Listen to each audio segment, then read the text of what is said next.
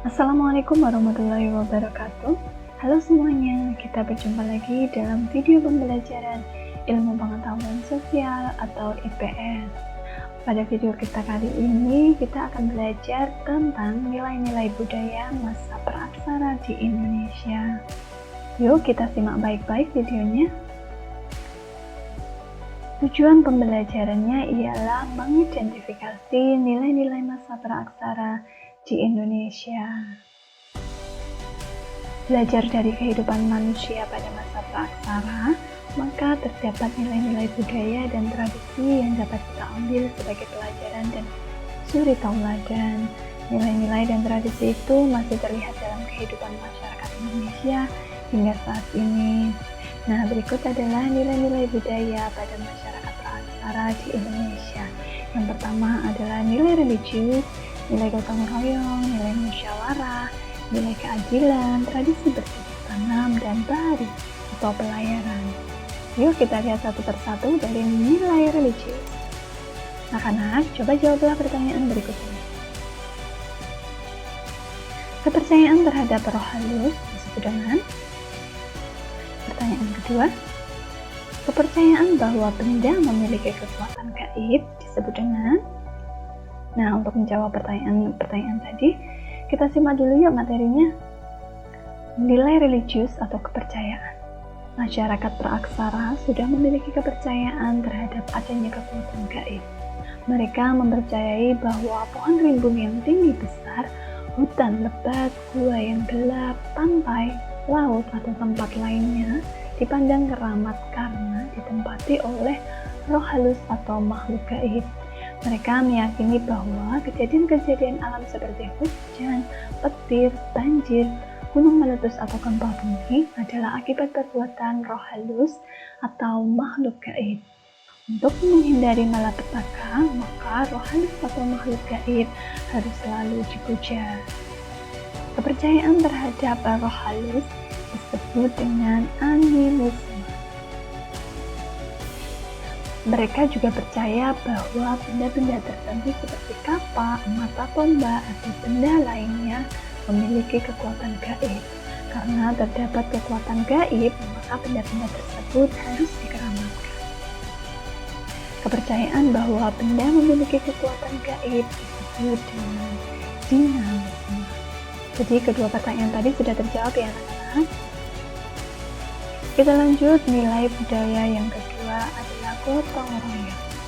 Anak-anak, coba jawablah pertanyaan ini.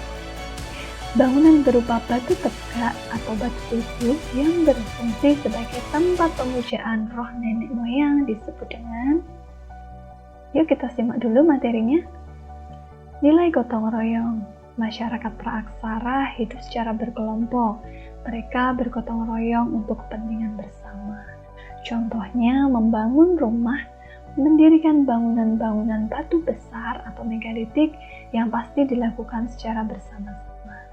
Nah, berikut adalah jenis-jenis bangunan megalitikum. Yang pertama adalah menhir, adalah tugu batu untuk pemujaan roh nenek moyang. Dolmen, meja batu untuk meletakkan sesaji. Kubur peti batu, tempat menyimpan mayat. Waruga, peti kubur batu ukuran kecil atau peti bayi. Sarkofagus ialah kubur batu berbentuk lesung. Punden perunda itu adalah bangunan bertingkat untuk pemujaan roh nenek moyang. Dan yang terakhir adalah patung.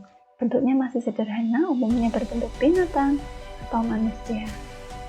Pertanyaan ketiga sudah terjawab ya anak-anak. Selanjutnya ialah musyawarah. Nilai musyawarah. Dalam berkehidupan berkelompok, masyarakat praaksara telah mengembangkan nilai musyawarah.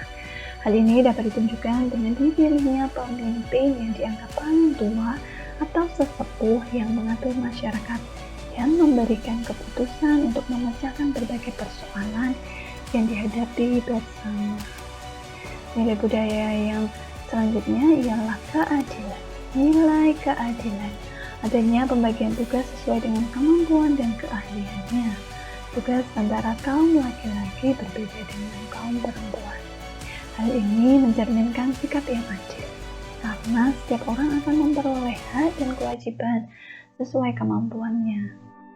Contoh di gambar ialah yang perempuan tugasnya adalah memasak, dan gambar selanjutnya untuk kaum laki-laki tugasnya ialah memburu binatang. Jadi tugas antara kaum perempuan dan kaum laki-laki itu berbeda, sesuai dengan kemampuan dan keahliannya. Nilai budaya yang selanjutnya adalah tradisi bercocok tanam. Salah satu cara yang dilakukan oleh masyarakat praaksara untuk memenuhi kebutuhan hidup adalah dengan bercocok tanam. Hal ini dibuktikan dengan ditemukannya alat khas pertanian yang berupa beliung persegi dan alat-alat lainnya. Kemudian nilai budaya yang terakhir ialah bahari atau pelayaran. Anak-anak, coba jawablah pertanyaan berikut. Tradisi bahari merupakan salah satu tradisi masyarakat praaksara dalam bidang ilmu. Kita simak dulu yuk materinya. Tradisi bahari atau pelayaran. Masyarakat praaksara telah mengenal ilmu astronomi. Apa sih itu ilmu astronomi? Ilmu astronomi ialah ilmu yang meneliti benda langit serta fenomena-fenomena alam yang terjadi di luar atmosfer bumi. Nah, ilmu ini sangat membantu pada saat mereka berlayar dari pulau ke pulau dengan memakai perahu yang sangat sederhana.